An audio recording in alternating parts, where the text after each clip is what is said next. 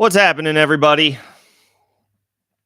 Hopefully, it was a good weekend for y'all, fantasy or otherwise. Welcome to another episode of Facemask Fantasy. Thanks for tuning in. Hopefully, we got some W's in week 8 as we officially approach the halfway point of the NFL season, and we're beyond the halfway point of the fantasy regular season. So we're officially in crunch time. The stretch run for the fantasy playoffs. For some of you, it's probably in a couple of weeks if your record is good. If your record is closer to the bottom, then it starts now. So we've got potential waiver options to look at ahead of this week. Titans Steelers kick off week 9 on Thursday night in Pittsburgh.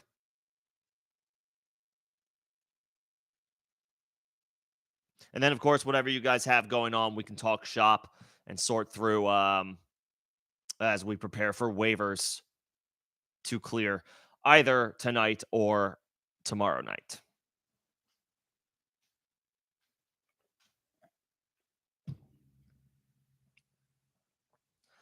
Another busy week in the NFL, another injury-riddled week in the NFL. None bigger, of course, than Vikings quarterback Kirk Cousins, torn Achilles, lost for the season, was playing some of the best ball of his career, at least from a statistical perspective. So that loss has big ripple effects. It affects Jordan Addison. It affects TJ Hawkinson. It affects KJ Osborne. Now, they did supplant the situation a little bit. The Vikings did. They acquired Josh Dobbs earlier today in a late round pick swap with the Arizona Cardinals. So that stabilizes the situation a little bit, at least from a production standpoint. It's possible that rookie quarterback Jaren Hall gets the start for at least 1 week, week 9, while Dobbs gets up to speed.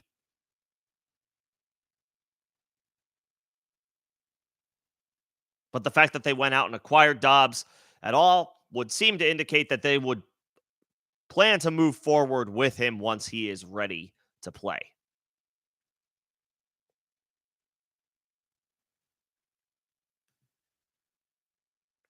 But a big loss for the Vikings, losing Kirk Cousins. They have a decent shot at the playoffs.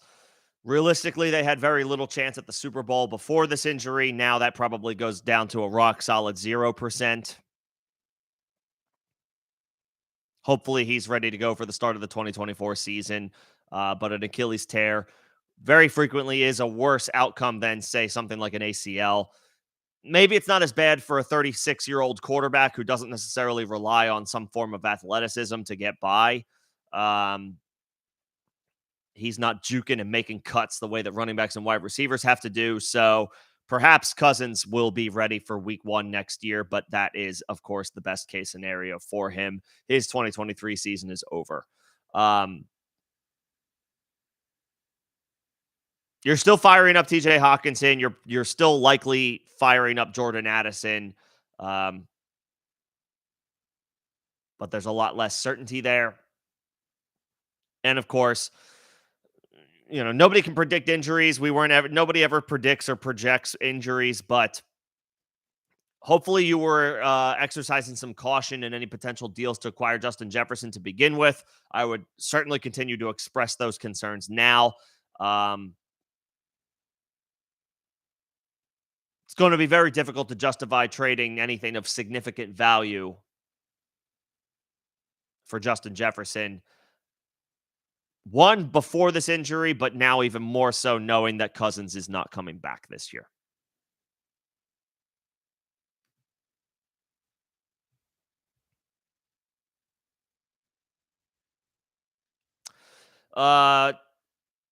Staying along with the quarterback injuries, Matthew Stafford picked up a thumb injury. He slammed his thumb, his throwing hand, into the helmet of a Cowboys defender trying to make a throw.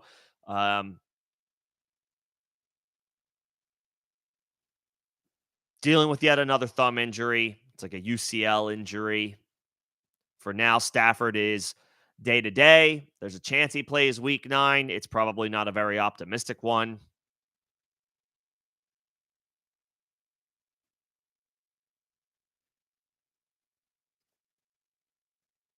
If he cannot go, um, you probably still have to fire up Cooper Cup, but if you want to look for other options other than Puka Nakua, who picked up a knee injury of his own, it's justifiable. That one is that one's a tough one. We'll see if Stafford is able to play week 9. He could play week 10 if he sits week 9. Again, it sounds like a day-to-day thing, not necessarily a week-to-week thing.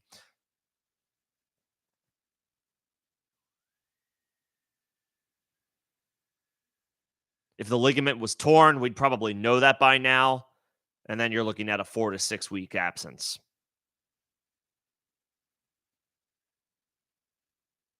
On top of that, the Rams bye week is week 10.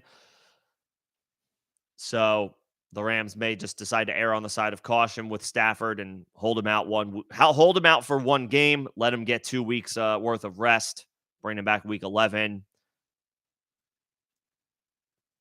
Their season is teetering on the brink of not mattering anyway. So dire straits for the Los Angeles Rams. And then, of course, again, Puka picked up a knee injury. It sounds like it's some swelling.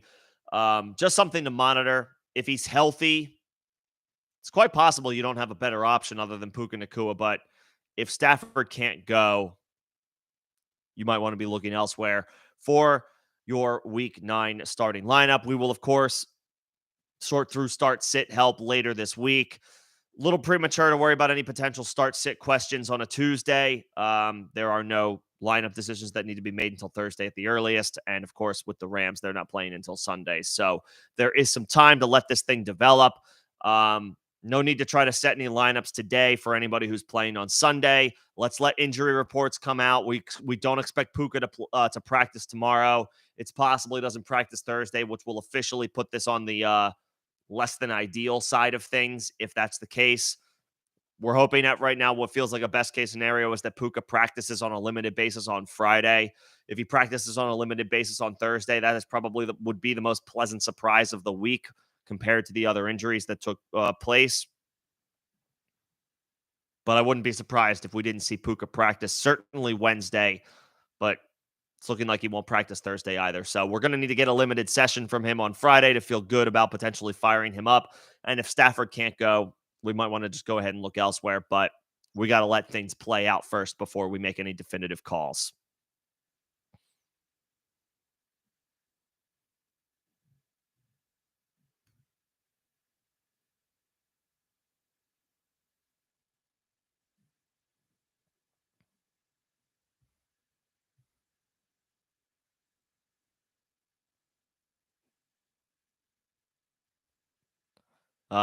Kendrick Bourne, torn ACL. He's going to be out for the rest of the 2023 campaign. Patriots made absolutely no noise today at the trade deadline. So Demario Douglas gets a boost, gets a step up.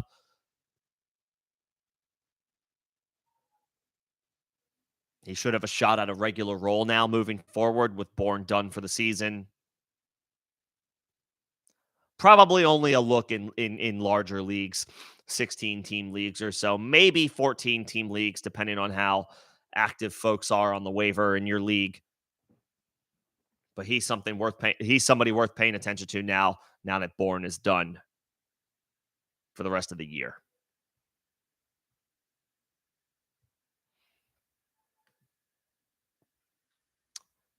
Kenny Pickett confirmed today he's going to play on Thursday Night Football against the Titans, so it's a good matchup by the numbers. But if he's dealing with any type of fracture in his rib, it's tough to feel good about him. It's tough to feel confident about him in Superflex leagues. You probably have to fire up Deontay Johnson and George Pickens out of respect of how good the matchup is for them. But it's going to be a pain tolerance thing for Kenny Pickett, and if he can play through it, great. But if it's hampering him or limiting him, it takes a pretty pedestrian Steelers offense and makes it even less desirable. So, got to be on the lookout for any updates about how he's feeling between today and tomorrow. And, of course, Thursday before kickoff.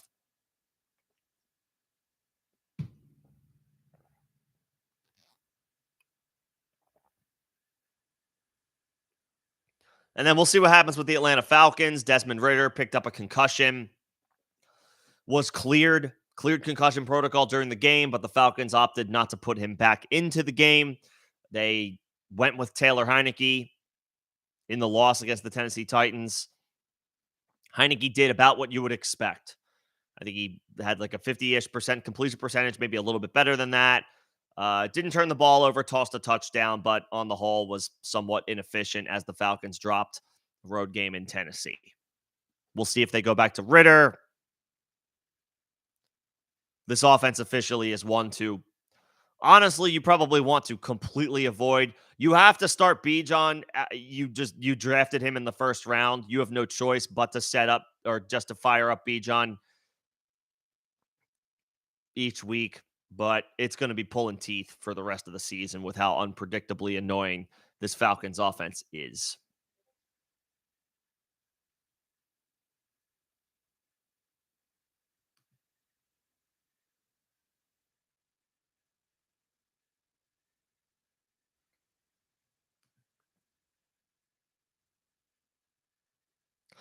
As far as pickups this week, it's a good week to need a tight end, to be honest. Trey McBride, honestly, you could, Taysom Hill, Michael Mayer, Logan Thomas, all of these guys are rostered in less than 50% of leagues. It's a good week to need to stream a tight end. So if you have Sam Laporta, Trey McBride, Taysom Hill, these are good These are good options.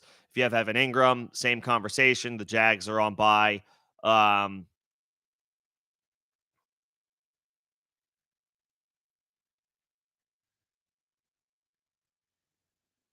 couple other teams on bye.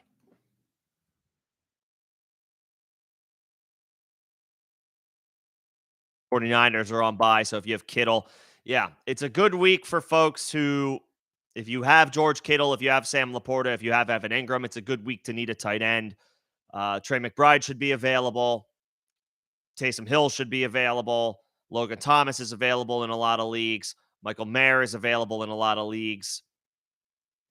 There are a lot of options. I doubt that Dalton Kincaid is widely available at this point. He was probably picked up leading up to the Bills Thursday night game last week.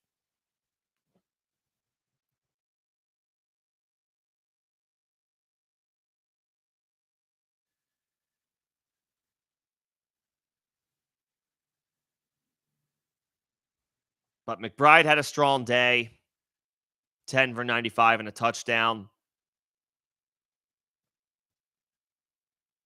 Of course, he's dealing with a quarterback change this week with Josh Dobbs being moved to Minnesota. So maybe exercise a little bit of caution with depending on how much money fob you may spend on trying to acquire McBride.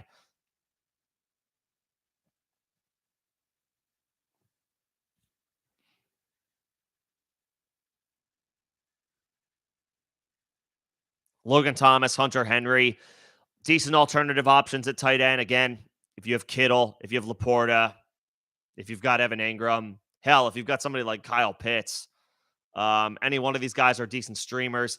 The Washington offense is going to be a decent one to rely on moving forward because they pretty much punted on their season, trading two of their better players on defense earlier today.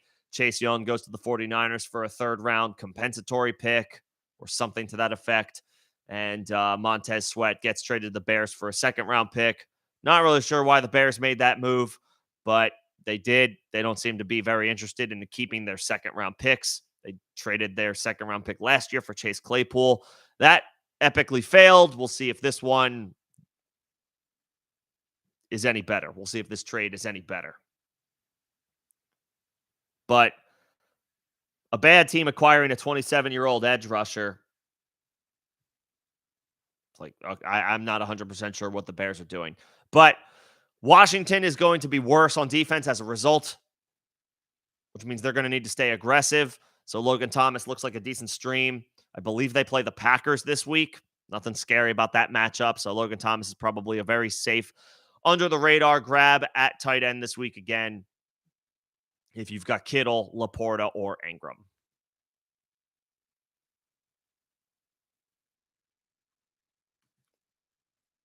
So, or if you have Waller, honestly, or if you have Darren Waller, picked up the hamstring injury.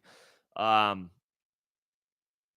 Added to the long list of injuries Waller has accumulated over his career. Whether he plays this week or not is anybody's guess. Even if he does, you might just want to pivot off of him anyway.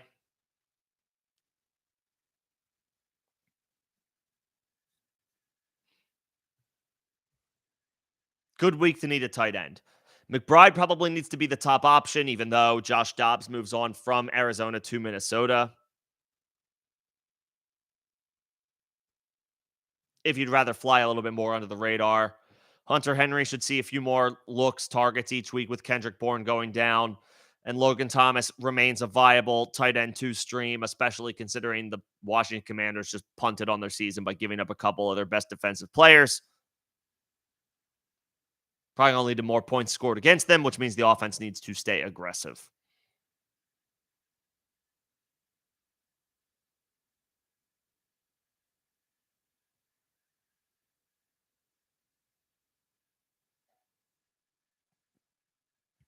So we'll get into all of the options. We can start talking shop. I know folks have questions as it pertains to their situation, so we can go ahead and get into that. But hopefully, one way or another, everybody was able to find a win some way, uh, somehow in week 8. All right, let's get it started with the members. Um, Whether you guys are new or whether you've been around the block and been here before, just as a friendly reminder, the members will get first priority with their questions, and then I will get to the rest of the general public. So I just ask for some patience as I work through these. Alex, what's going on? As far as the quarterbacks you can trust, you have your obvious ones, right? I know Mahomes had a bad day, but you trust Mahomes, you trust Hurts, you trust Allen, you trust Lamar, you trust Burrow.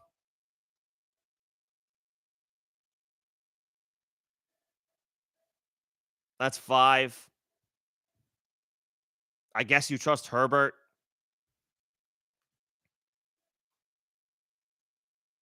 Uh,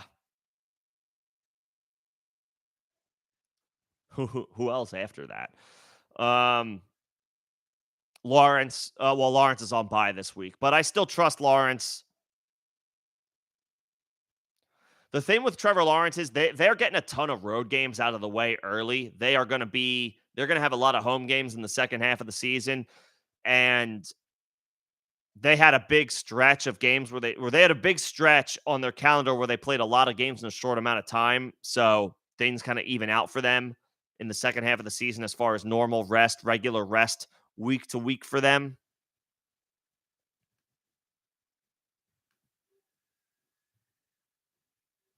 So I feel mostly okay about Lawrence. So what is that? 7? 7 different quarterbacks. And then you're talking about Dak. We'll see what Kyler can give you when he returns. You can't trust Deshaun Watson right now, maybe in a couple of weeks.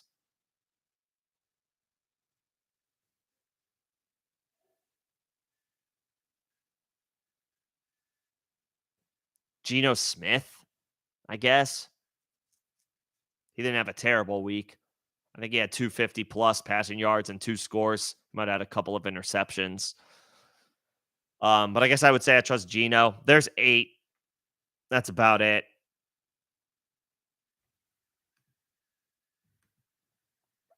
It's a tough call. Hopefully, you're not streaming quarterbacks.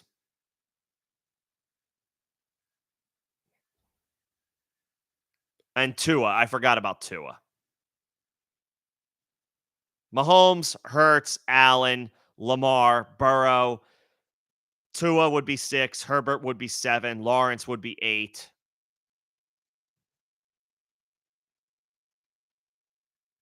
Geno's sort of in there.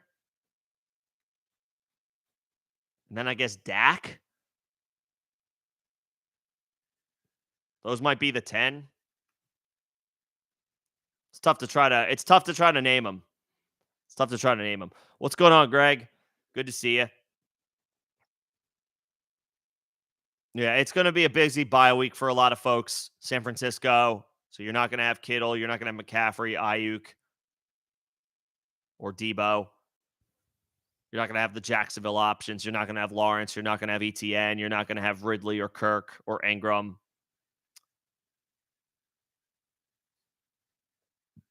And then you're not going to have your Lions. You're not going to have Gibbs. You're not going to have Laporta. Hopefully, the bye week does some good for David Montgomery and his eventual return to the field. So, yeah, it's a week that hurts.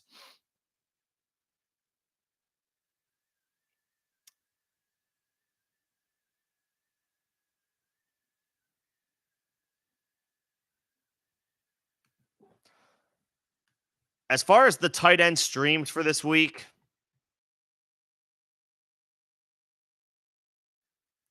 I want to believe in Trey McBride, but his quarterback changed after the trade today.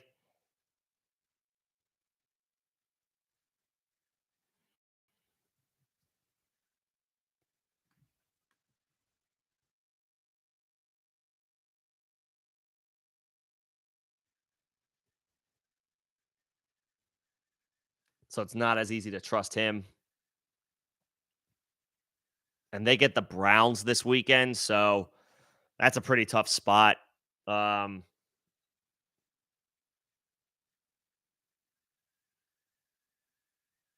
Michael Mayer gets the Giants at home, so that's not a bad spot. Jake Ferguson gets the Eagles on the road. The Eagles are giving up a lot of production through the air, both to wide receivers and tight ends. So Jake Ferguson might be a decent stream if he's still available.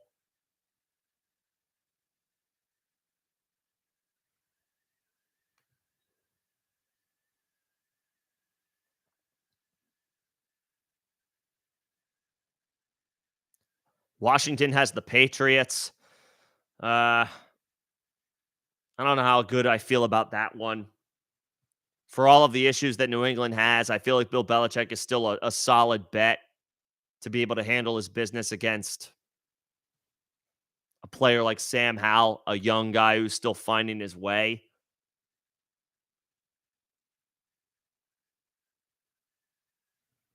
So it might not be a great week for Logan Thomas.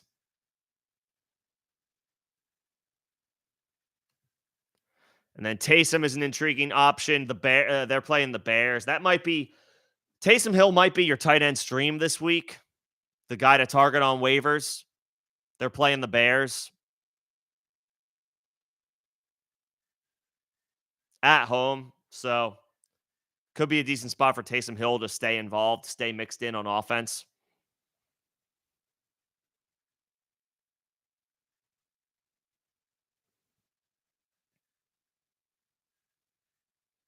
That might be the play. Taysom Hill might be the play at tight end this week as far as your streaming options.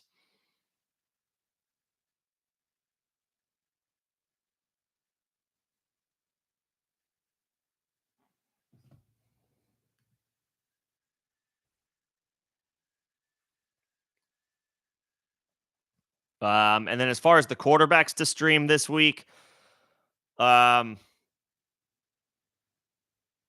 does Seattle have? They're on the road against the Ravens, so that's not as enticing. God, it's all bad. Howell against New England again. I don't know how much I trust Sam Howell on the road against a Belichick game plan. Even though the Patriots are not what they used to be and the defense is not as good as it normally is.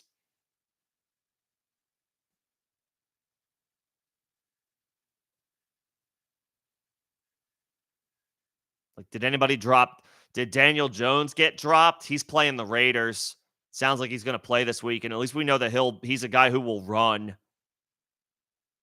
I would say if Daniel Jones is out there, he's a decent quarterback stream this week. He's expected to return. The Raiders are not good.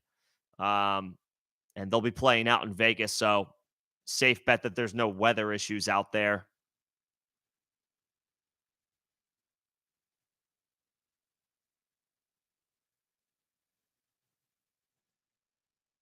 I would check and see if Daniel Jones is available this week.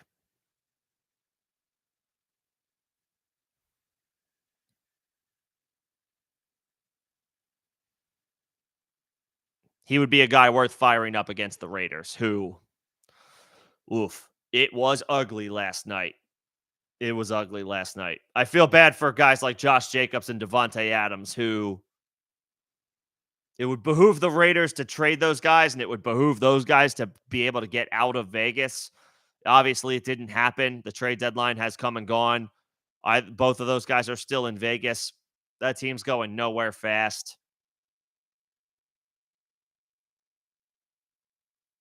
Would have been nice to see.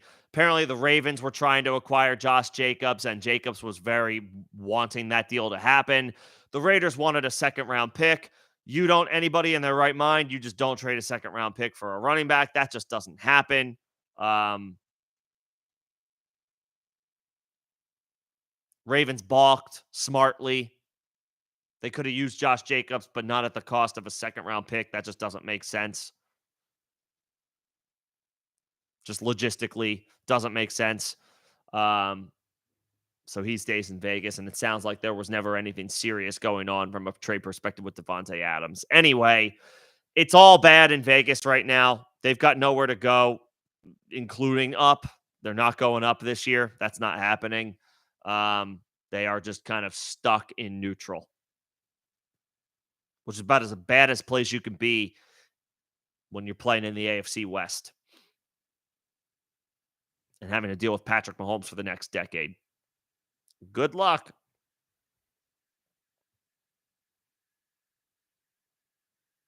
Yeah. I would see if Daniel Jones is available. He's not a bad option.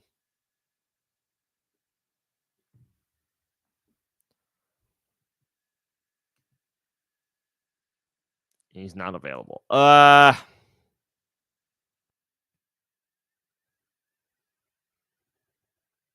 Hmm. Who do the Colts have this week? The Panthers. I guess that might not be bad.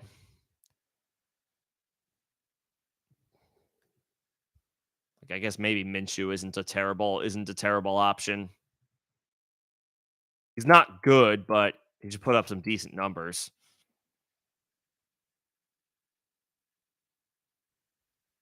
Probably Minshew of those options. Probably Minshew.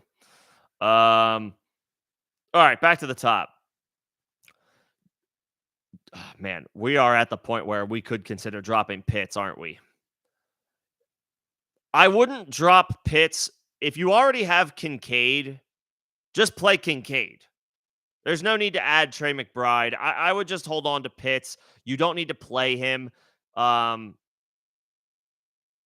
he's an incredibly frustrating player to roster. He's probably not going to be too much better on a per game basis this year because of the scheme and the quarterback and how stupid the head coach is. Um, I would just play Kincaid for the next couple of weeks, and then we'll worry about Dawson Knox when he returns. We'll worry about it then when we have to. I would hold Pitts. He doesn't feel like a guy worth dropping, especially if you already have a Dalton Kincaid.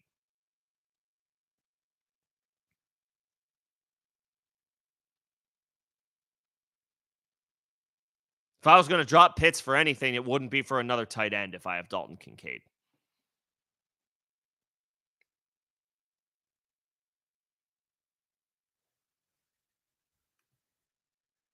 I'd probably just keep hanging on to him. But you can play Dalton Kincaid, and you should. You can and should play Dalton Kincaid over Kyle Pitts.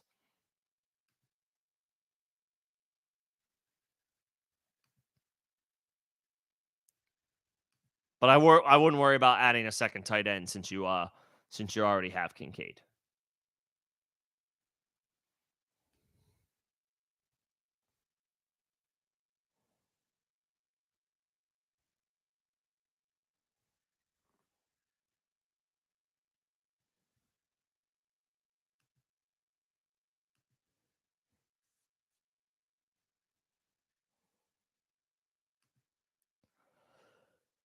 Let's see.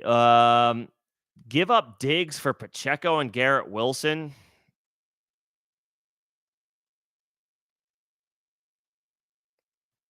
Mm,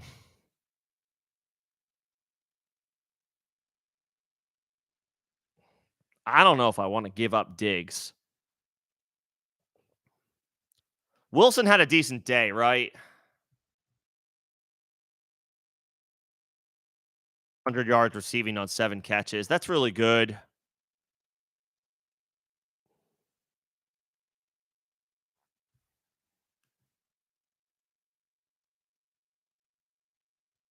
I don't know. Could you give up Waddle for that? Could you give up Waddle and give up one of those backup, not Ford, but could you give up like Demercado or Singletary in addition to Waddle to make that trade?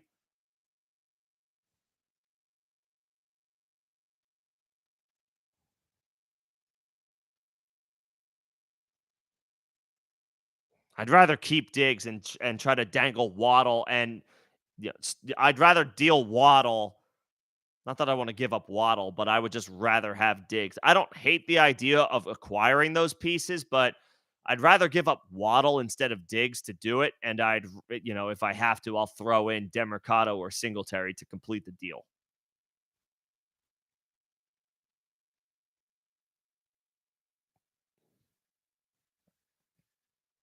I'd rather do that. I'd rather try to dangle Waddle instead.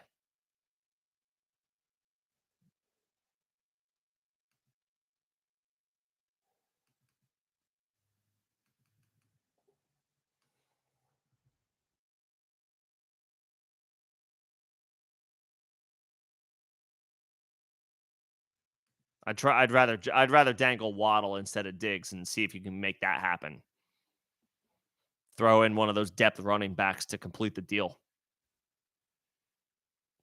What's going on, Rojo? Good to see you, bro. Um, is Olave worth a mid to late first in 2024? He's worth more than that. He's worth more than that, I would say.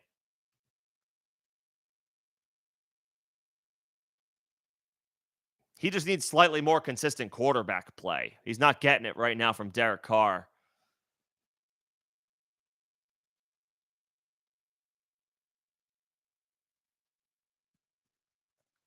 I mean, you got to I guess you're asking yourself like who would you rather have? Olave or Brock Bowers or Olave or Michael Penix, right?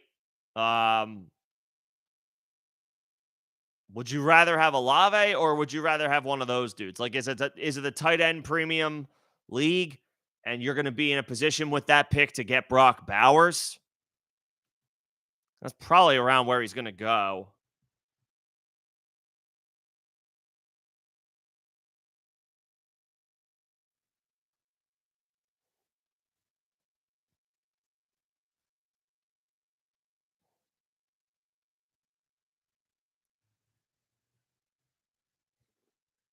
Or or like a mid first. Would you rather have Olave or Quinn Ewers? Would you rather have Olave or Malik Neighbors? Um, would you rather have Olave or Egbuka? The other Ohio State wide receiver? Would you rather have Olave or Michael Penix? Um, I think that's the question you need to ask, Rojo. I mean, I know you know these guys. I know you know these names playing Dynasty. I mean, that's I think the question that you can fairly ask yourself. If it's going to be a mid first, those are the dudes you're looking at. Bowers, maybe best case scenario.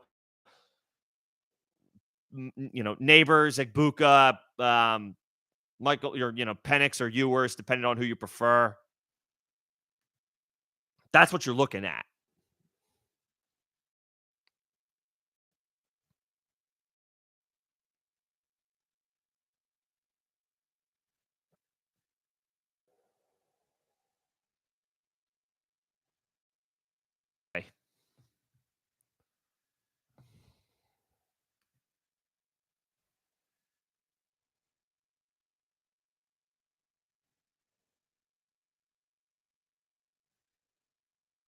I think he's a little bit more valuable than just one mid first round pick. Um, all right. Let me go back to the top. Okay. So this is a start sit question from Kevin. Yeah. I mean, we got to see practice reports. London picked up a groin injury. Spears didn't. I mean, the Titans didn't trade Derrick Henry. So Spears, I kind of went out on a limb and advised people to try to get Spears on their roster if they could. And I really like his talent, and I think he can still factor in for down the stretch, rest of season. But he's capped at least for the next couple of weeks with Derrick Henry having not been traded, having not been moved.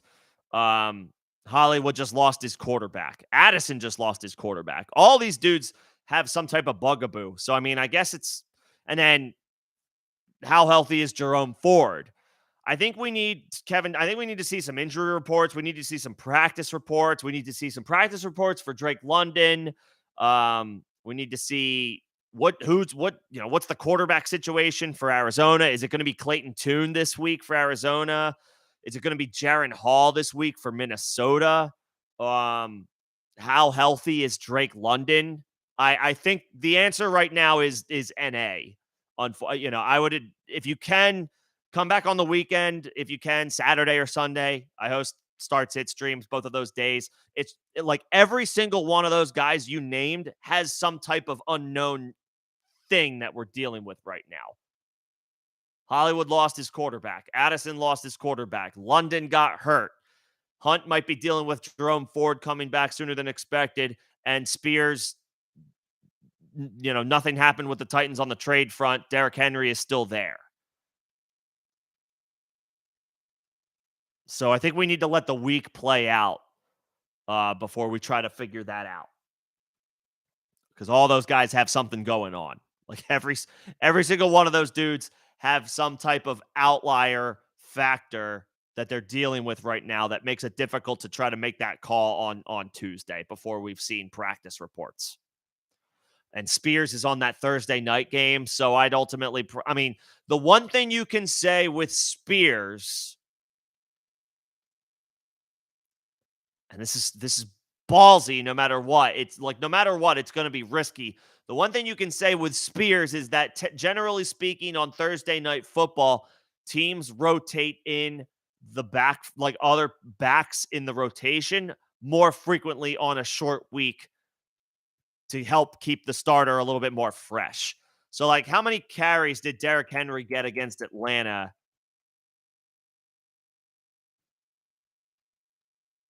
And then, of course, but then you're talking about Derrick Henry, who is like a yeoman specimen beast. He had 26 touches, ho hum, for Derrick Henry. He had 22 carries for 101 yards. He had 4 catches for 21 yards. So Derrick Henry handled 26 touches this past week. On one hand, it's like, yeah, we might see Spears mix in a little bit more on a short week. But on the other hand, it's Derrick freaking Henry. The dude is not human. It's totally conceivable that he handles the ball 20 more times again, even on a short week against the Steelers. So, I would pay close attention to practice and injury reports Wednesday and Thursday as it pertains to Arizona's quarterback situation, Minnesota's quarterback situation, Drake London's availability. Like, does he miss practice Wednesday and Thursday? Does Jerome Ford come back to practice Wednesday and Thursday, or at least in a limited fashion on Thursday? Not because you have Jerome Ford, but you do have Kareem Hunt. So like if it's Jaron Hall for the Vikings and it's Clayton Tune for the Cardinals and Drake London misses Wednesday's practice and misses Thursday's practice, then yeah, maybe you just roll the dice on Spears on Thursday and then we figure out the other spot later in the week. I would be paying awfully close attention to all those practice reports. I'd be paying awfully close attention to all those practice reports. So let's see what happens on Wednesday and Thursday. But I will, again, one more time, Tajay Spears, Remember, Thursday night football is weird, especially as it pertains to backfields. Tajay Spears could get more work this week. Jalen Warren on the other side for Pittsburgh could get more work this week. Should get more work this week. Um, this is why Thursday night football is such a pain in the ass as it pertains to fantasy. This stuff is random.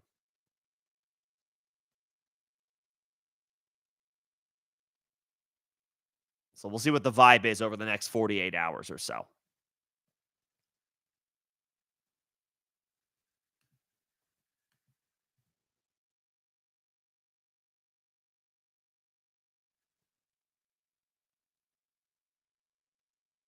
And then, Greg, real quick, as far as between like Amari Cooper or Downs, Cooper had a decent day, 6 for 89. Um, about as steady as you could ask for. Downs was 7 for 72. I'd probably go Cooper at home and just hope for the best. More proven player. Now 2 good games with PJ Walker as opposed to 1 bad game. I'd probably just go Cooper. And they're playing the Arizona Cardinals. Nothing scary about that matchup. There's nothing scary about a matchup against Carolina either for Downs, but I'll tentatively take Cooper there for this week. But we'll see.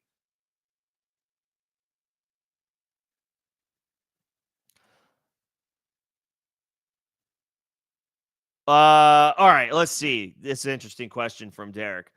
What am I willing to give up for Justin Jefferson? If you if you've got a really good roster, you're feeling really good about your chances, so you feel like you can roll the dice on that.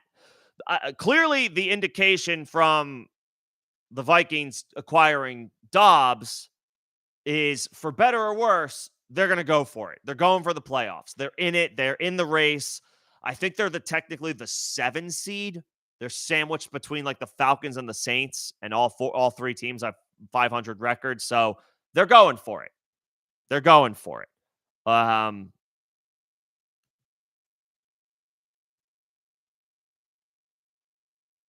So it might not be a bad idea to try to roll the dice on Justin Jefferson if the person who has him is in a must-win situation and you're sitting pretty.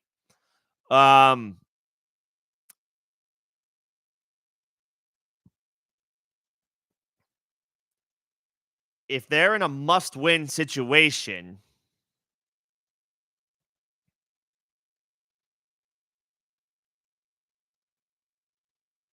you have CD, McLaurin a lot. No, so not CD. Ideally not McLaurin, but honestly, he might be what you need to use to get it done. I don't know that Hollywood gets it done, but you could sell that. You could sell it to the person who has JJ. That Hollywood is getting Kyler Murray back.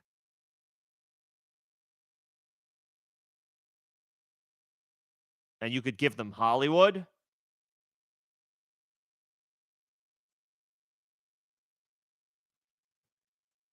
You could certainly try that.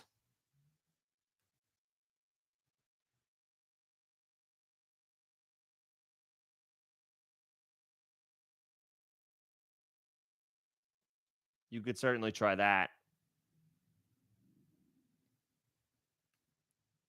I would say like see if they would do Hollywood. They're probably not going to go for it, but at the same time, you're the one here negotiating from a position of strength. You don't have to cave to anything. If they're saying I want Olave, you can say no. I'm not giving him up. I would say you can have Hollywood. You need a win now. I'm giving you a guy who you can plug into your lineup now and just be like, you having Justin Jefferson isn't going to help you if you're 2-7 or worse. Or 2-6. I guess you'd be 2-6 because it's 8 weeks, not 9. If you're 2-6 or 3-5 and you lose again this week,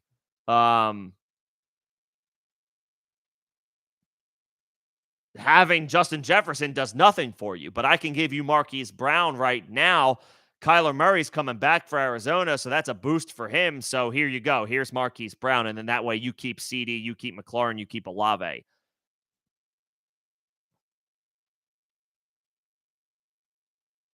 If they don't go for it, I don't know. Throw a depth running back in there. Throw in your RB5 or 4 to try to sweeten the pot.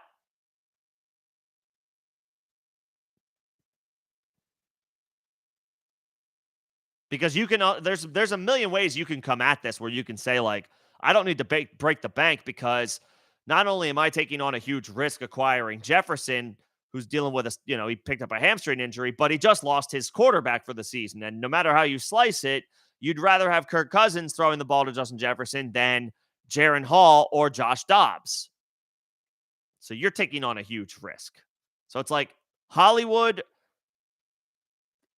if they say no to that and they counter with Olave, you can just say, or McLaurin, who I don't want to trade either, just be like, all right, Hollywood and my RB4, take it or leave it. And if they say no, then you could just be like, all right, good luck trying to win this week without any help whatsoever.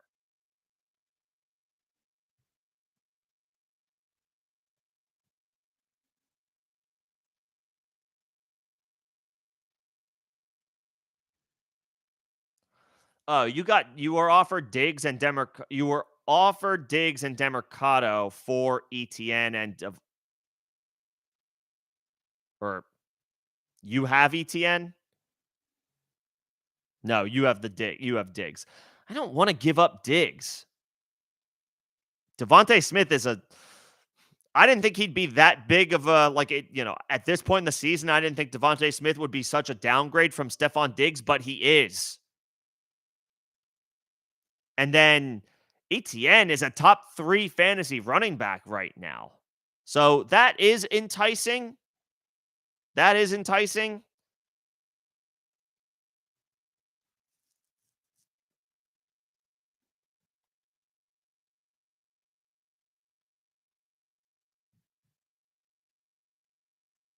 I guess that's not as bad. That one's not as bad. But yeah, Devontae Smith has been he scored on it was broken coverage, came through, had a nice day this past week against Washington, but prior to that, I mean, Devontae Smith has had a couple of like 3 or 4 weeks in a row where he was like a wide receiver 4. Like AJ Brown is he's the one who is absolutely dominating right now.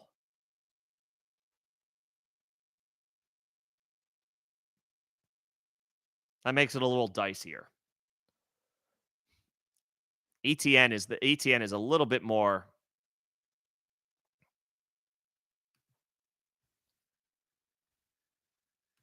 I guess that ETN is what makes that trade a little bit more interesting.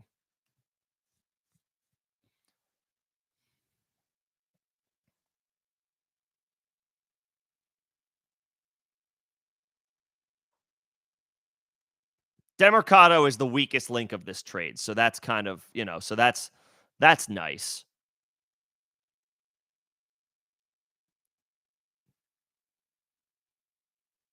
Like Devontae Smith is a downgrade from Stephon Diggs, but Travis Etienne is like a ridiculous, insurmountable, can't even calculate upgrade over somebody like Demercado.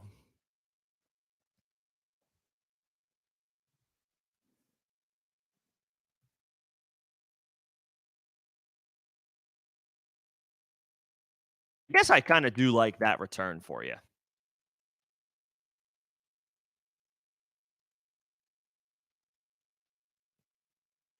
Oh, and you'd get Hawkinson. I'm just catching up at the bottom. You'd be getting Hawkinson and swapping out Goddard. Okay.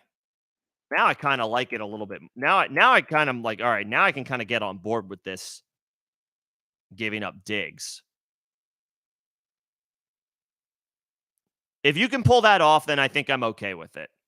If you can pull off both moves, I don't know if they're 2 separate transactions, but if you can pull off both moves, then I'm okay with it.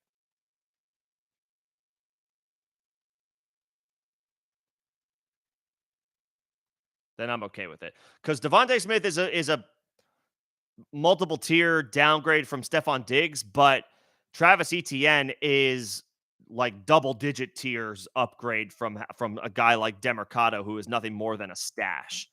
And Hawkinson is a lot better of an option than Goddard. Yeah, I say okay. If you can pull it off, I say do it.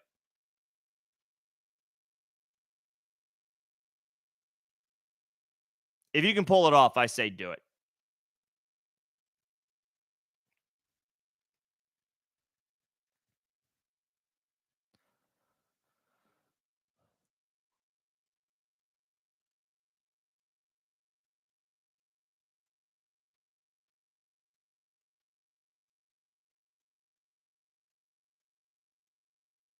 Yeah, if you can pull off both of those trades, I say do it.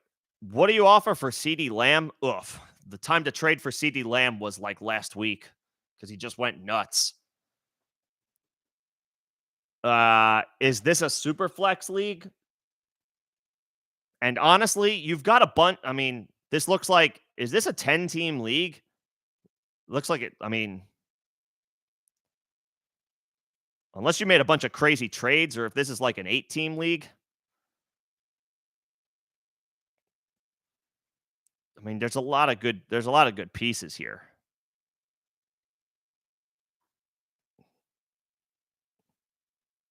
I mean, you could, yeah, I guess you have Eckler and ETN. I don't know. Offer Saquon.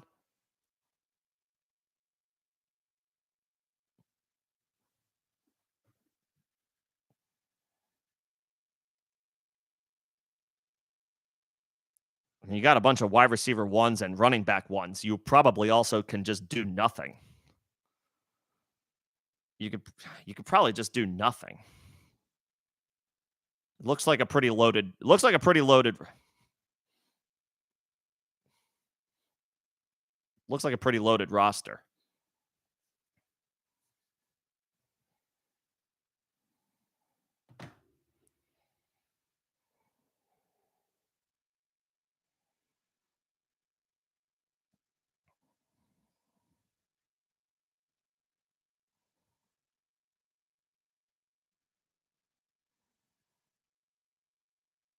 Yeah, like there's talent all up and down that board. But Lamb, like CD's going to cost you. He just had a huge week. I would ask, if I were the one, if I had CD Lamb and somebody came calling now, I'd be like, give me two really good pieces, like two elite pieces. I would be greedy now because he just blew up. He just had a great week.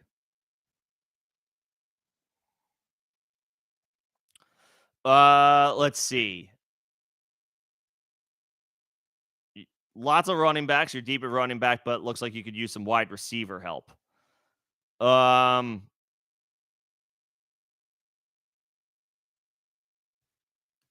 Trade London and Henderson for I like the idea of moving on from Daryl Henderson because Kyron Williams is now that much closer to coming back. He's only a couple weeks away, or 3 weeks away. He's probably not going to play till week 12.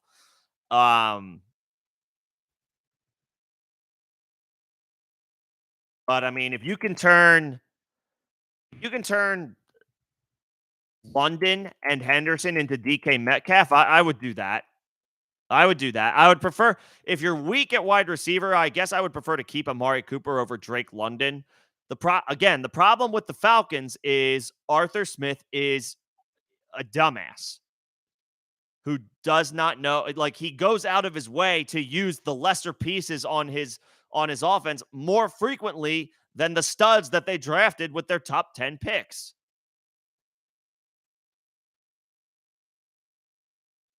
Arthur Smith is like the joke of the NFL. With all due respect to Josh McDaniels and Matt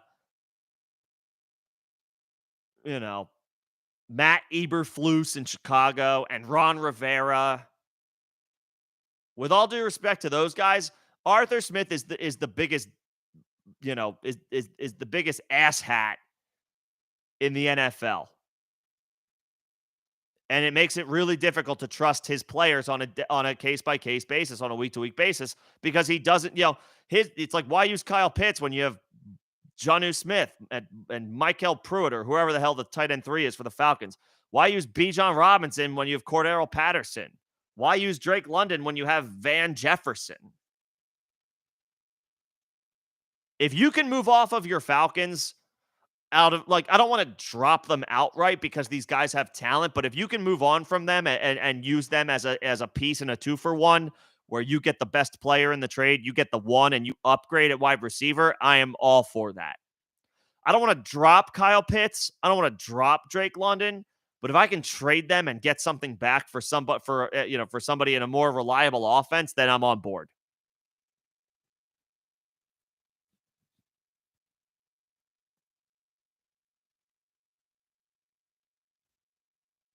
So yeah, London and Henderson for Metcalf. Yeah, I like that. I like that. And now's probably a good time to try to roll the dice on that because Metcalf didn't have a huge game this past week.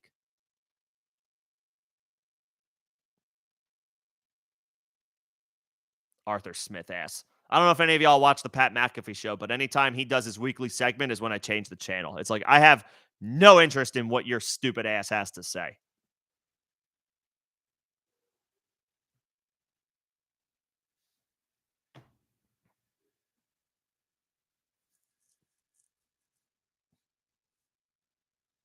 It's like if there's one thing we can all agree on, if there's one thing football fans everywhere can all agree on, no matter where you come from, no matter who your favorite team is, we can all agree Arthur Smith sucks.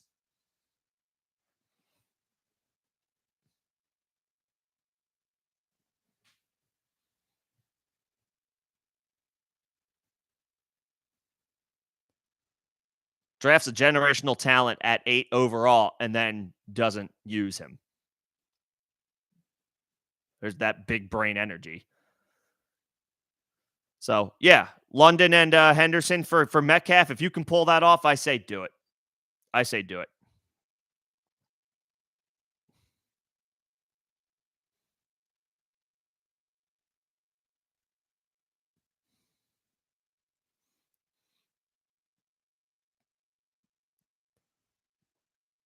Dumbass Arthur Smith. All right, I'm done. Well, no, I'm not. I will continue to rag on him until he gets fired.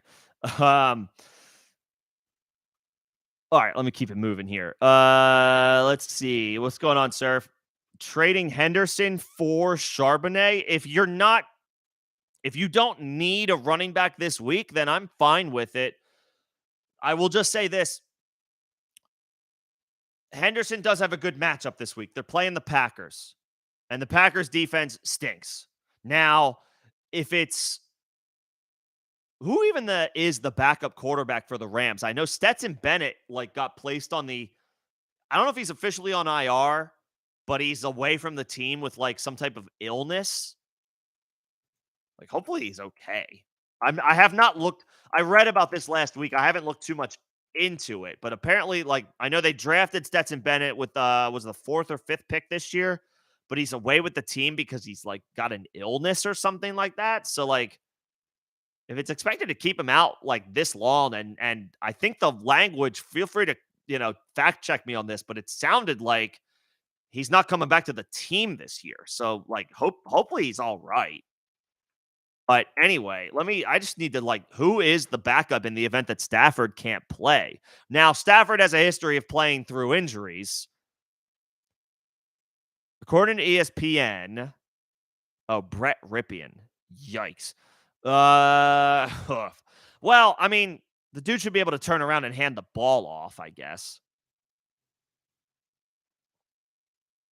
I will just say, if you could use a streaming situation at running back,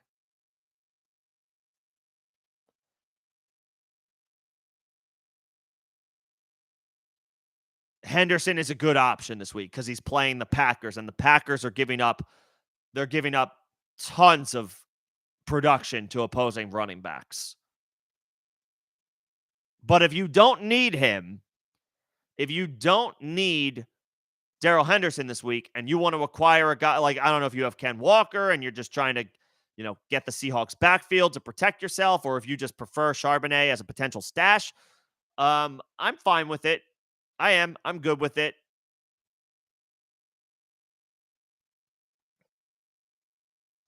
think Charbonnet got some decent usage this past week with Walker having previously been on the injury report earlier this week. He outsnapped him. Yeah.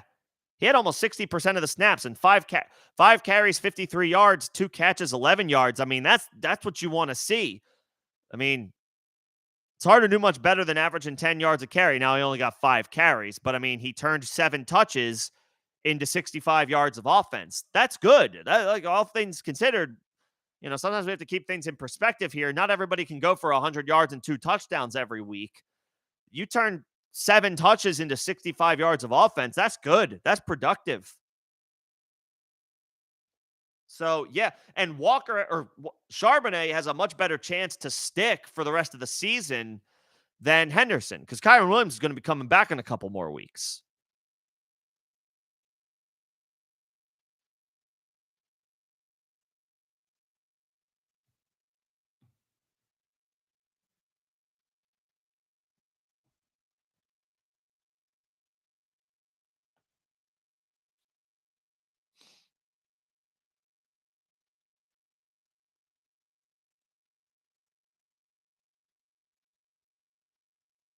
So if you don't need Henderson this week, then I'm okay with it. If you need a guy this week, I'd rather have Henderson because of the matchup. But if you don't need him, then I'm okay with that move.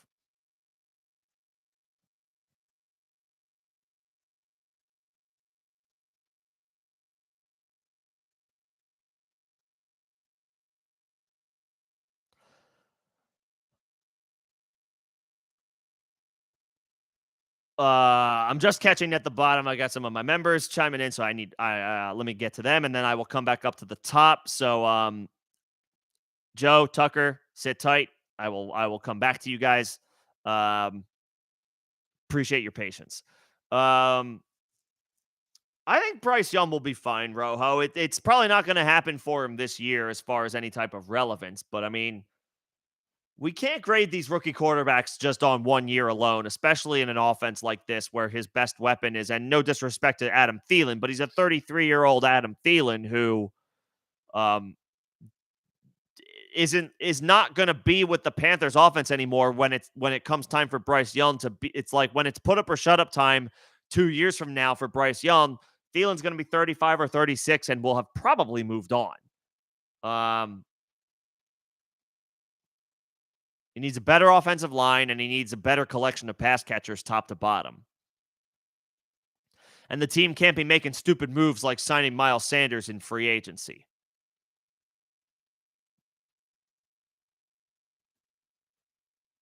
They would have been better off just letting Chuba Hubbard and Raheem Blackshear taking care of the backfield this year and spending money somewhere else.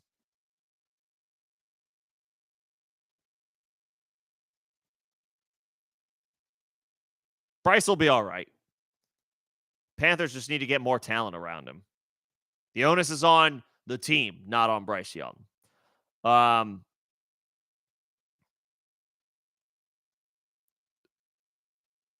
then Greg, as far as like your start sit questions this week, like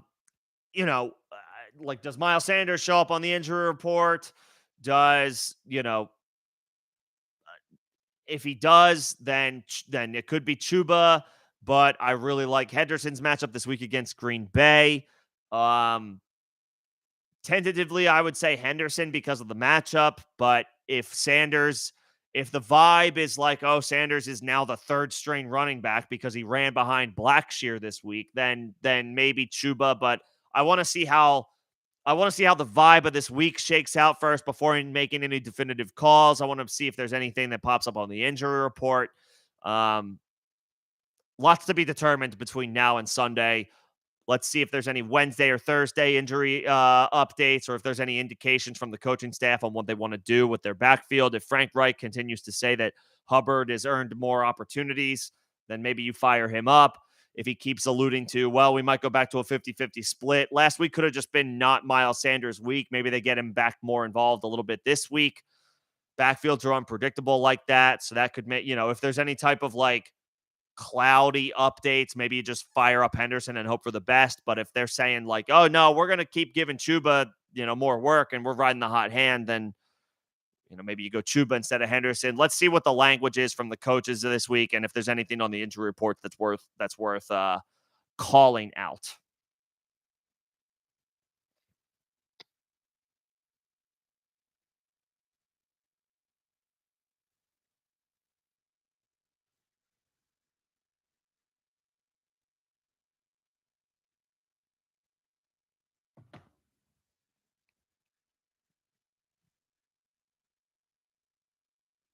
And as far as Kenneth Walker, yeah, I mean, he didn't practice all week. So they were probably they were playing it safe with him. That's probably what it was. Again, another situation where we got to see what the injury report looks like this week. If Walker misses time, if he misses practice tomorrow and Thursday again, like he did last week, Charbonnet is going to get more involved. However, I wouldn't be firing him up this week on the road against Baltimore. That's a bad spot.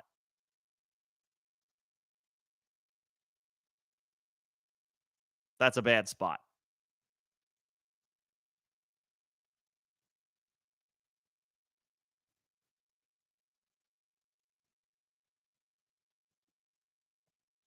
Walker, you probably have to fire up.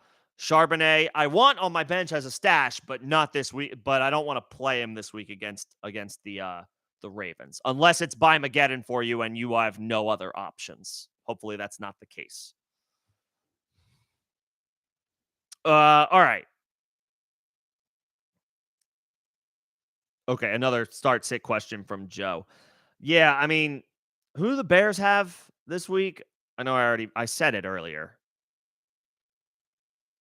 The Saints on the road, gross. The Dolphins have the Chiefs in Germany this week.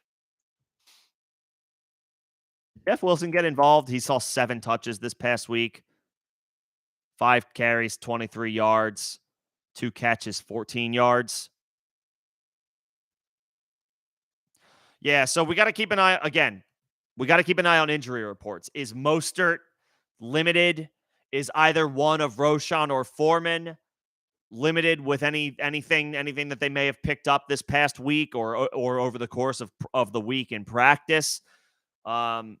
You're probably firing up Kareem Hunt against Arizona, given these options. You're probably firing up Kareem Hunt, but yeah. Does Roshan pick something up in practice so that, so you want to fire up Foreman or vice versa? Is Mostert limited at practice? So maybe you fire up Jeff Wilson. We got to just keep an eye on these practice reports. Don't just look at your guys. Look at the guys look at their competition. You always want to keep that in mind before you make any type of moves or make any type of roster decisions, especially as it pertains to running backs that are in committees. Don't just look at your guys. Don't just look at the injury report for your guys. Look at the injury report for the other guys in that backfield as well. And that'll hopefully shed some light on what you want to do.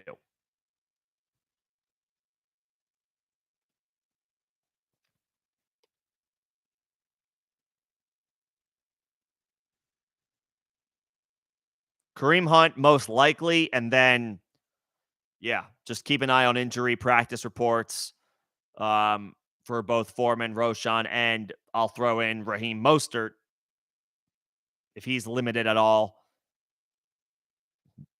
And the Bears running backs aren't, then maybe you go Wilson. So just keep an eye on those injury reports and those practice reports. Kincaid or Higbee, this one feels a little bit more definitive. I would just go Kincaid. Potential shootout against Cincinnati on Sunday night. And Higbee might not have Stafford this week. And if he does, he could be a little limited with a thumb injury on his throwing hand. I would just go Kincaid. That one's a little bit more clear cut for me. That one's a little bit of an easier call for me. And Kincaid had a nice week on this past week. Scored against Tampa Bay on Thursday night. Yeah, that one's a little bit more cut and dry. Kincaid.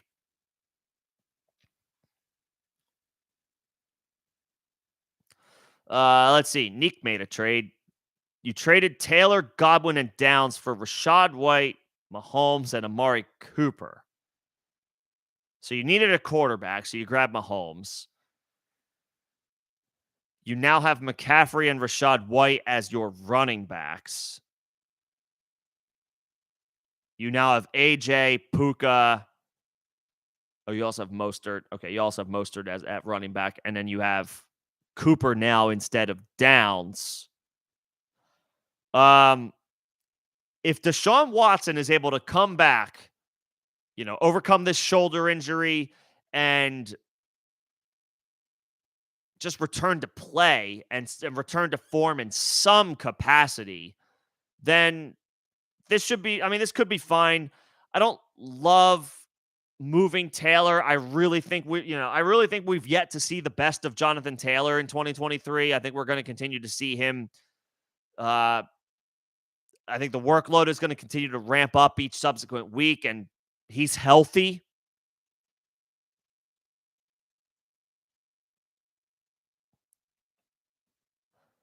Getting Rashad White is fine. The Bucks are not good at running the football, but at least Rashad White can catch a bunch of passes. He caught 7 of them on Thursday night against the Bills.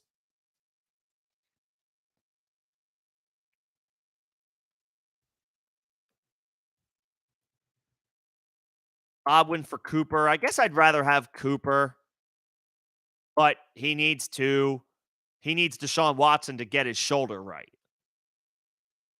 So Taylor or Rashad White, I'd rather have Taylor. Godwin or Amari Cooper, I'd rather have Cooper, assuming Deshaun Watson gets right eventually. And then, you get a big upgrade at quarterback for Mahomes and it costs you Josh Downs. I think this is fair. I think on paper, this is fair.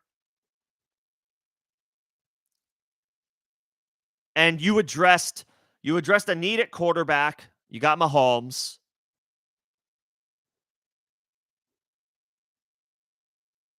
You took a hit at running back, but you still picked up Rashad White is a regular starter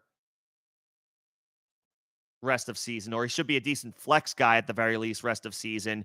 And I would say you had a slight upgrade at wide receiver going from Godwin to Cooper. I think this is fine. I think this is fine.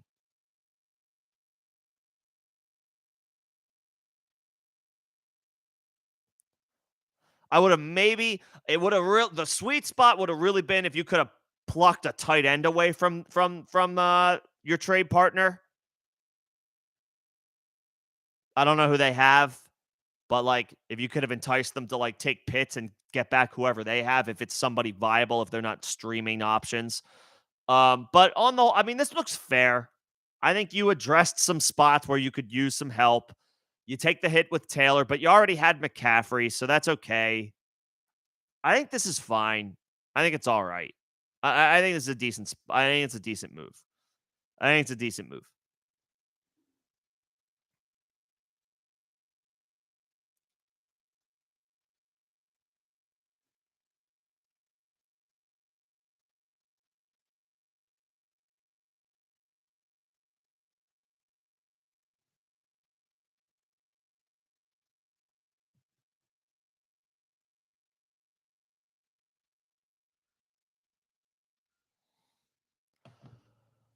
Let's see.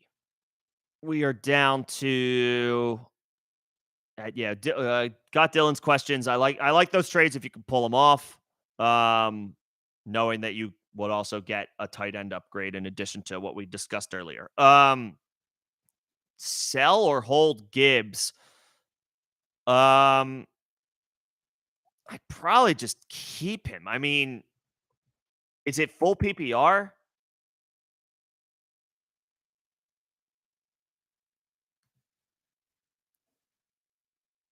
Is it a full PPR league?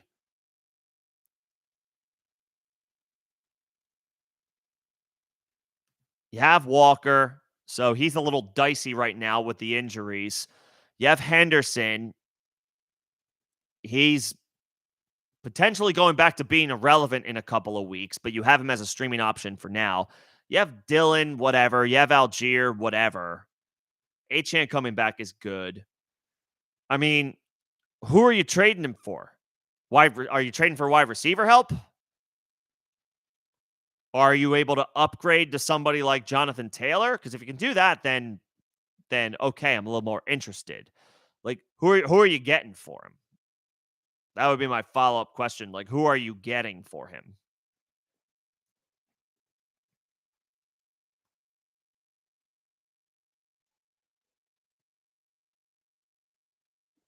I mean, if you sell, just be sure I mean, you can after last night's performance, after Monday night's performance against the Raiders, you can ask for top dollar.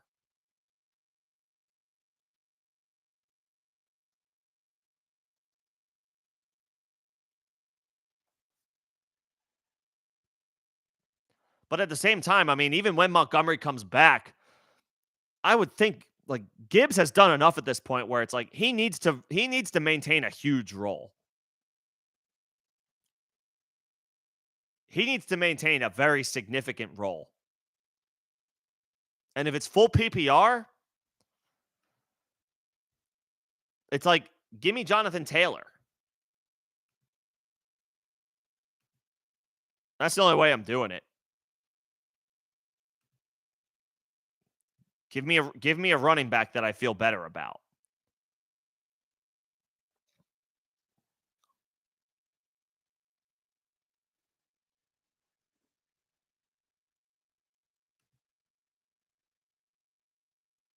Yeah. And then or how badly do you need wide receivers? I would be erring on the side of caution as far as trading Jahmyr Gibbs right now.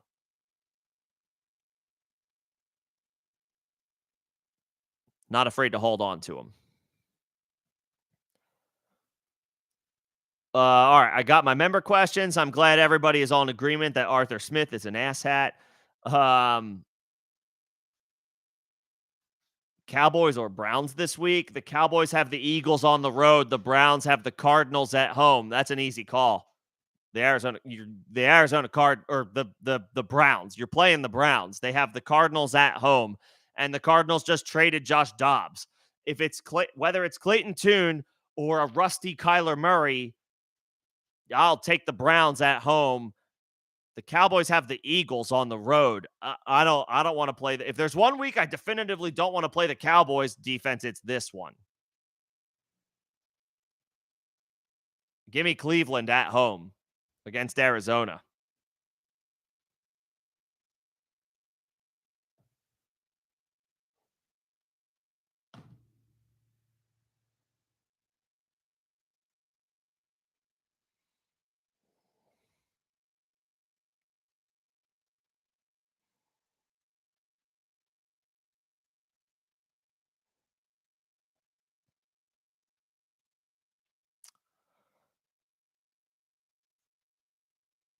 Yeah, I'll take Cleveland. I'll take Cleveland against Arizona. And then I don't know that I feel like they're not usable for a couple of weeks after that. Double check.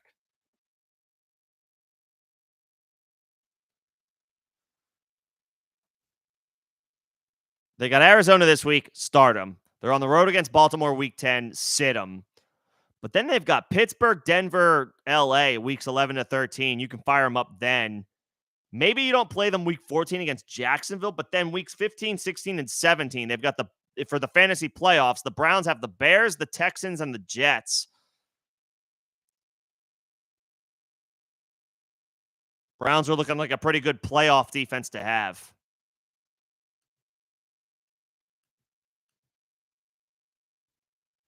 Looks pretty strong.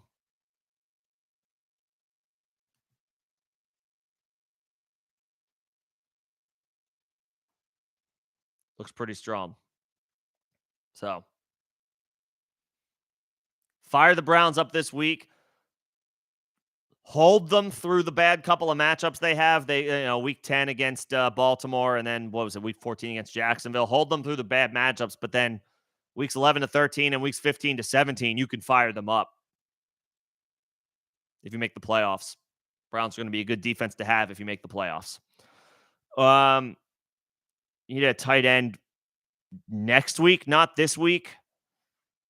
I mean, Yeah, I gotta look at like tight end points allowed. I mean, Logan Thomas against Seattle, that looks pretty good. Washington's Washington's gonna have to be keeping pace with everybody now because they just traded some of the only talent that they have on defense. They traded Chase Young, they traded Montez Sweat. Their defensive line took a major hit. They're gonna have a really difficult time for the rest of the season, rushing the passer or generating any type of pressure. You figure teams aren't going to have a problem scoring against them, which means they're going to have to stay aggressive and throw the ball. Logan Thomas looks good there. Everett is hot and cold. Komet had a nice week this past week, but he's up and down. Um,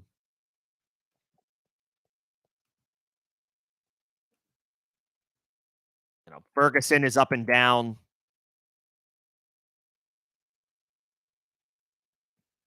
He had a good week this past week, but he had a bad couple of weeks 5 and 6. Ferguson might have a decent week this week against the Eagles. They do give up production through the air in all ways, shapes, and forms.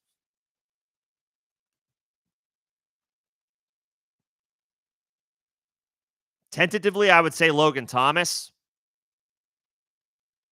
I like Washington's pass catchers rest of season.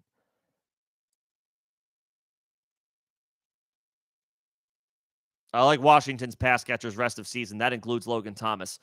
They traded any threat of a pass rush or quarterback pressure that they had in Chase Young and Montez Sweat. Teams are going to not have an issue scoring against them moving forward, which means they're going to need to stay aggressive on offense and they're going to have to throw. Tentatively, I would say Logan Thomas, especially in Seattle. That's a good offense.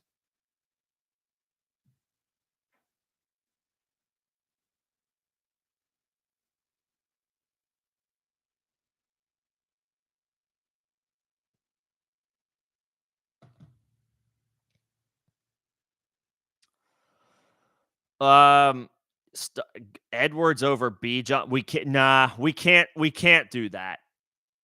I can't do that. I don't even know who the Falcons have this week. I'm not there yet. I mean, Bijan still. I know Edwards had a huge game. Oh man, and he's at home against the Vikings. No, no. Uh, I can't do it. I can't do it. You have to play Bijan. You have to. You have to. He's your first round pick.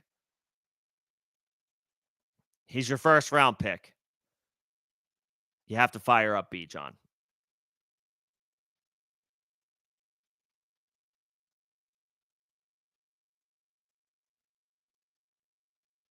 Yeah, you have to fire up Bijan.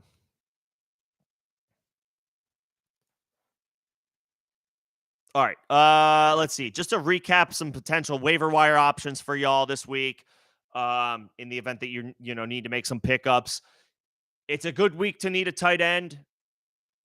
And there's a likelihood that a lot of you do need a tight end. George Kittle is on bye this week. Sam Laporta is on bye this week. Evan Ingram is on bye this week. So if you didn't grab Dalton Kincaid or you have one of those guys and you need a fill-in, Trey McBride is probably a solid option, even though it's a tough matchup against Cleveland. Taysom Hill is probably your safest bet against the Bears. He's the most unpredictable player in the league, but he's been involved. He's been good, and the Bears are a train wreck. So that's probably your safe play this week for a tight end stream is Taysom Hill. Michael Mayer is also likely available. He only had one catch,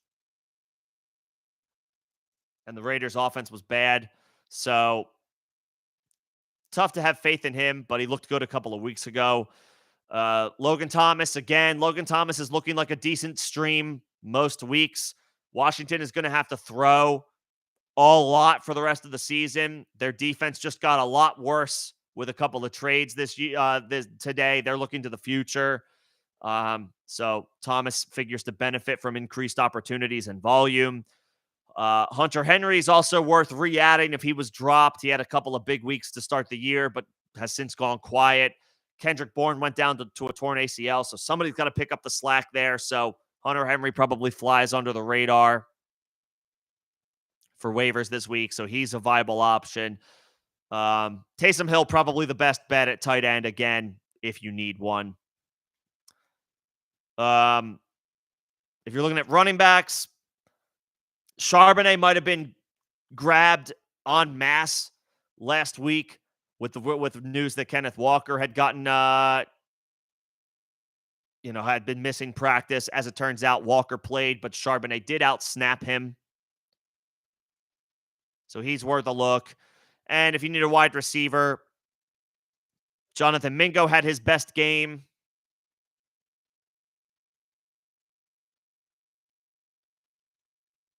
We could be looking at more second half usage for Jonathan Mingo. Michael Wilson could be seeing a boost in the Arizona offense with Kyler Murray coming back eventually. If you prefer a veteran, I think Brandon Cooks is still very much widely available on waivers. Scored another touchdown last week, and he's going to be needed this week in a potential shootout in Philly.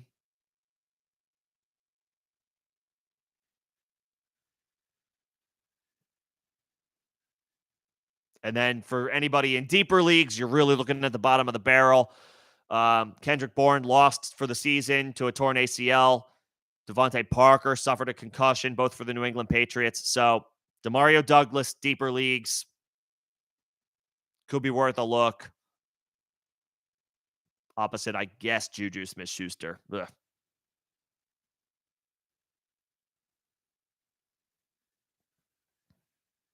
So those are some waiver wire options. Probably going to be shutting this down here in the next minute or so. I'll have some stuff out over the course of the week on some certain players, and then of course I'll have my my live streams on Saturday and Sunday for start sit help, 6 p.m. Eastern Saturday, 11 a.m. On Sunday. We do have a Germany game this week. We do have an early game between the Chiefs and the Dolphins, so maybe I'll leave that spot open, but I'll be available in Discord if anybody wants some last second help Sunday morning on lineup decisions. I'll be available in Discord. If you're not in there, it's the second link in the description of this live stream and all of the videos and streams on this channel. I'll make myself available in there on Sunday for anybody who's going through some last minute thoughts or decisions leading up to the main slate. Foreman rest of season, meh. Roshan is back. Khalil Herbert is coming back in a couple of weeks. It's a bad offense in Chicago. Rest of season, he's an RB5. It's a gross committee. He had his day in the sun against the Raiders. That honestly might have been it for Donta Foreman for as far as like fantasy relevance this year. He would need something to happen pretty much he would need Khalil Herbert to stay on IR, and he would need something else he basically needs the backfield to himself to be fantasy viable, to be fantasy relevant. And with Roshan back, it makes both of them gross flex plays. It's a pretty gross situation. I don't think that he's a start. I don't think he's a start rest of season unless Roshan and Khalil Herbert are both out. And even then it's dicey because the Bears are just not a good offense. Maybe Justin Fields, whenever he comes back, I don't know, maybe he breathes a little bit more life into the offense, but Bagent looked decent against the Raiders. It was worse against the Chargers. I don't feel good about any of those guys, to be completely honest. I mean, I would be looking elsewhere at this point moving forward. Bad spot against the Saints for Foreman. Bad spot for Demercado against the Browns. I don't want to start him either. Trying to make a trade. I would try to make a trade. Either one of those guys is highly volatile. And Dobbs is out. So if it's Clayton Tune for the Cardinals, forget it. If it's Bagent on the road against the Saints, forget it with the Saints with the Bears backfield. Honestly, like the answer is look for a look to make a trade. Smaller trade. Doesn't have to be a big trade, but look for a smaller trade. Um,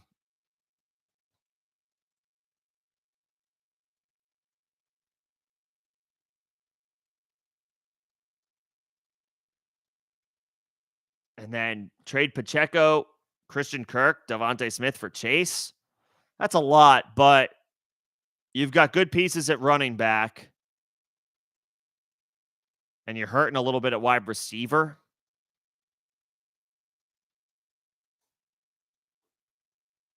I don't hate it. You've got McCaffrey, you've got Brees Hall. I'm fine. I like James Cook still, even though they acquired Leonard Fournette. I'm not worried about the Leonard Fournette signing. James Cook's usage is not going anywhere.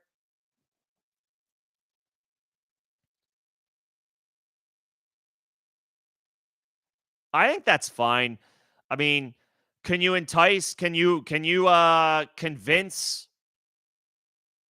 convince whoever you're making the deal with to send back the last running back on their depth chart just to like get a piece back in return because they're going to have to cut guys anyway?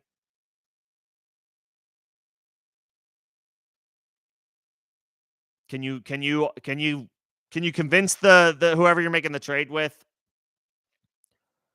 to just send me the last running back on your depth chart because you're cutting him anyway, whoever it is?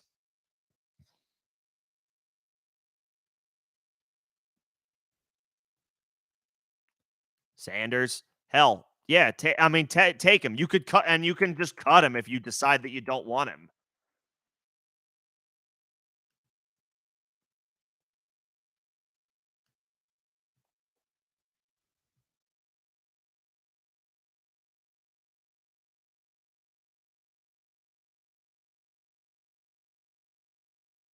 Feels like a lot to give up, but honestly, you're getting far and away the best player in the deal. But yeah, I would look to get a running back in return. I don't like Miles Sanders at all, but this is a scenario where I'm okay acquiring him because you're getting the best piece in the deal and you supplant with some running back depth that you can at least hang your hat on in a worst case scenario. I would do that.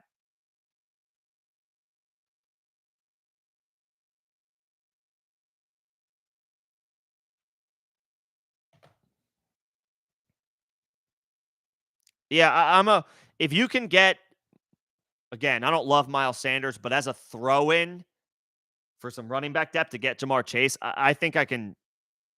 I would be okay with that. You're not getting if is that Javante? You're not getting Javante in that deal. I can't imagine. You can try, but I can't imagine you do. Javante's looking a lot better recently, and especially this past week. Can't imagine you do. Or whoever the next best guy is other than Miles Sanders. If they don't go for it, but I would just be like, look, you probably got to drop these guys anyway, so just give them to me in the trade.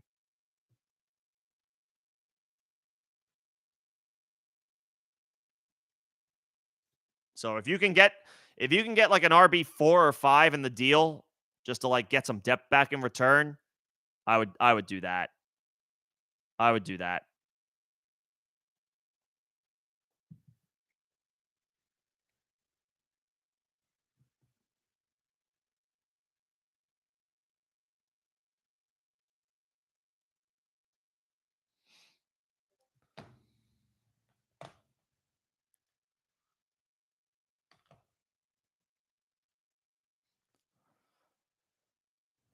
Um, Greg, I'm not worried about the. I mean, if anything, I guess it helps Amari Cooper a little bit. You don't worry about double coverage when it comes to Amari Cooper.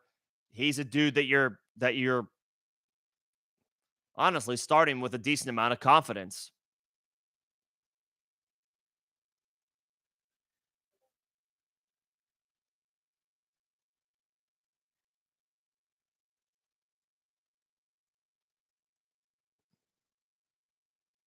Yeah, you're firing him up with you're now firing him up with with a decent amount of confidence.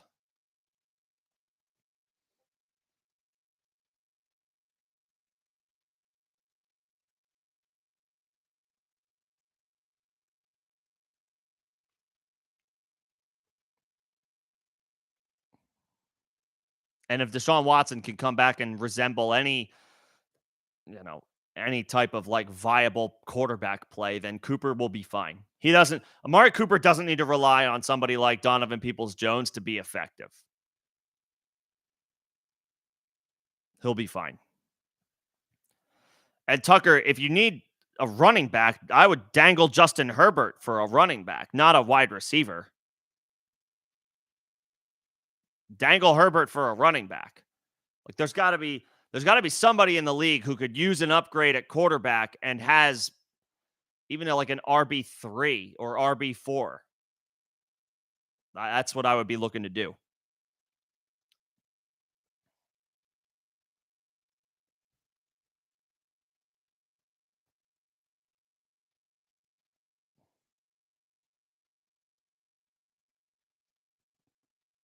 That's what I would look to do.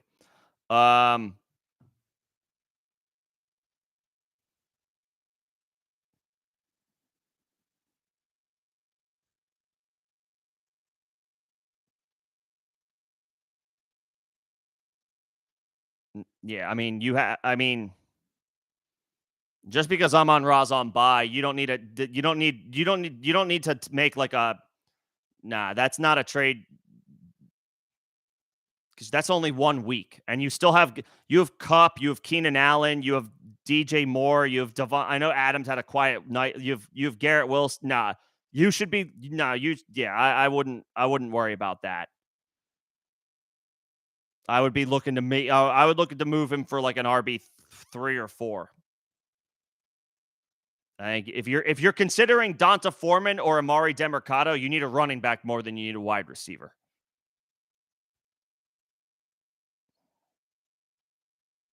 You need a running back more than a wide receiver. So I would explore trade options for a running back.